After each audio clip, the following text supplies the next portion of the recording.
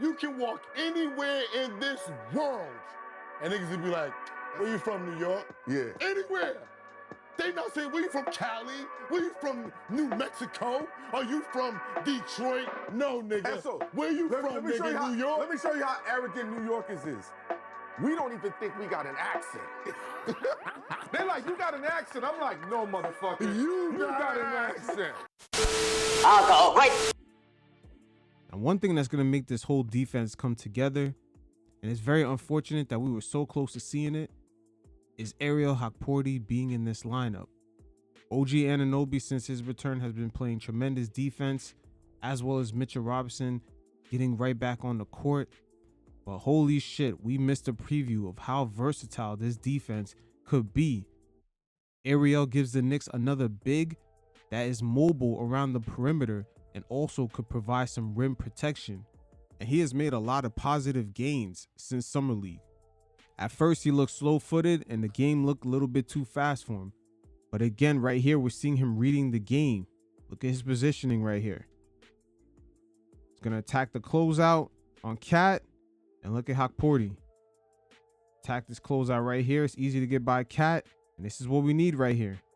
We need someone to protect the rim. Just imagine him along with Mitchell Robinson coming off the bench, or Tibbs being able to mix in Cat with both. Now right here in transition after made bucket, this is something that we've been suffering from all season long. Ty Jerome is going to reject this screen from Allen. He's going to go straight down and attack it. And look at Allen on this roll. Hukporti with the great defense. This is what we need right here. Again, having another big body player who in transition can help the Knicks with rim protection. Look at Hukporti. He is under the hoop. Deuce just knocked this down. He's under the hoop. Look where he's at. And now, look where everyone's at. And now look where Hukporti's at. Scotty Barnes, this would have been an easy bucket. Hukporti gets in the way of that. And that right there has been eating the Knicks alive this season. Just how many transition buckets do we give up? Transition threes. Even worse, just wide open, uncontested transition layups.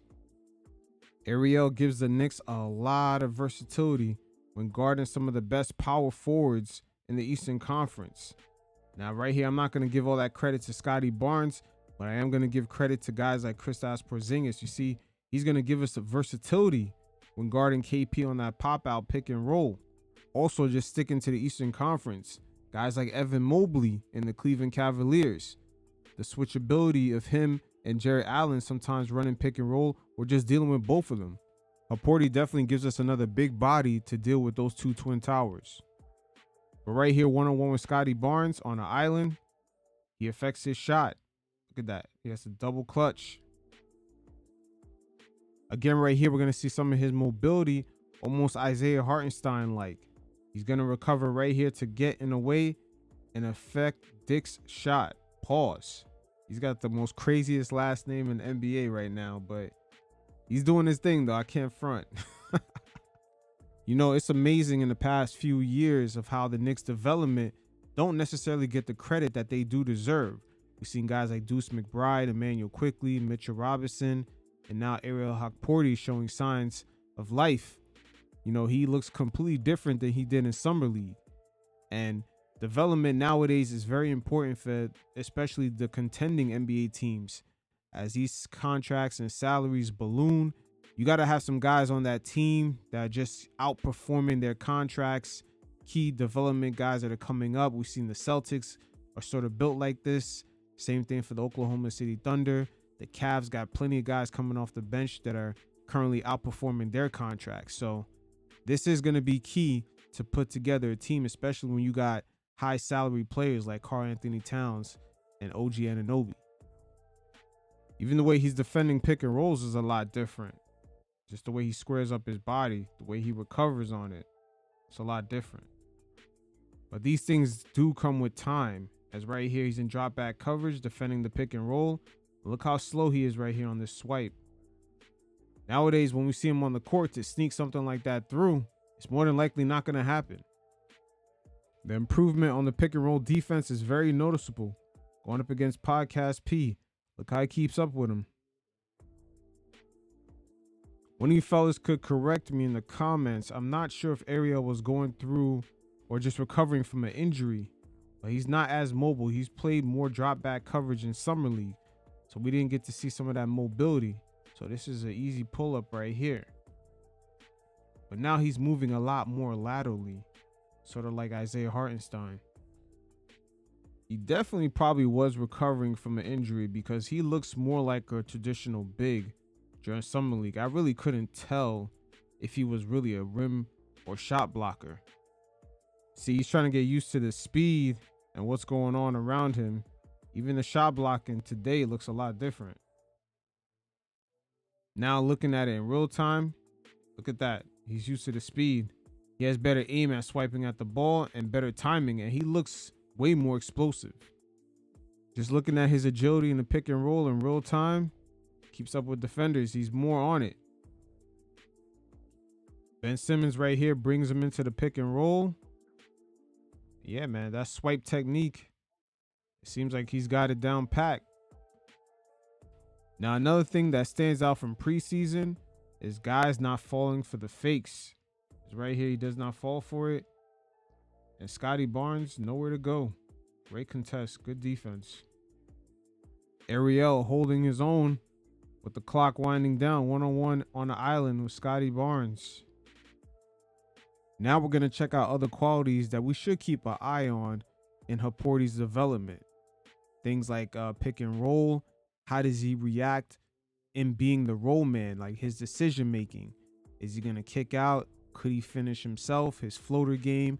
And also, what kinds of picks does he set for Jalen Brunson? This right here is a perfect example of what I mean. What kind of picks does he set for Brunson? Look how he comes directly behind Paul George. He's leaving him guessing. He doesn't know which way he's coming, from the left or right side. Last minute, he makes a turn. See, these are the kinds of screens Isaiah Hartenstein was setting for Brunson last season. And this sort of chemistry will take time. He has to kind of figure out which angle is the best for Brunson to go or how to set things up, because we know sometimes Brunson likes to cross dudes over into a screen. So a lot of that chemistry from last season with Isaiah Hartenstein, if they could somewhat mimic some of those things, it could definitely add into Jalen Brunson's game. Now, when it comes to the decision making, that's something that we're definitely going to be looking out in Hukporti's development journey.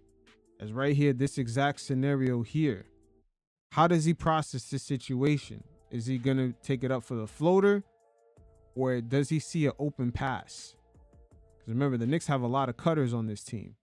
Guys are consistently moving off ball, including OG Anunoby. But Podcast P makes a steal. And here's another part of the decision-making process right here. How does he operate in these dribble handoff situations? Could he fake it? If his defender is hedging, let's say Drummond was more up on him, could he take it himself and then make a decision whether to pass it out or finish at the hoop? There's going to be a lot of things to look out in his development. That is a nice dribble handoff right there, pick and roll. And he's able to finish that.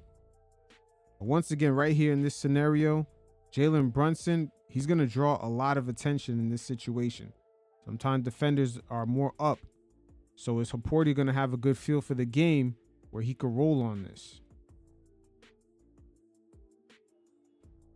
And then right here, once again, this is going to be another decision that he's going to have to make right here, because sometimes he's going to have an advantage. It might be 3-on-2. He has a height advantage. Is he going to be able to read the floor and make the proper kickouts? But we'll see. This season, of course, is going to be quite a revolving door of changes. Constant learning, constant guys scoping of what works, what doesn't work, guys jumping in and out of the lineup because of injuries.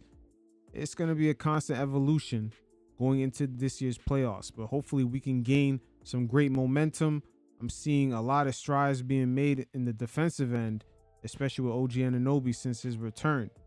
But we'll see how it plays out. You fellas definitely stay positive, and until next time, peace.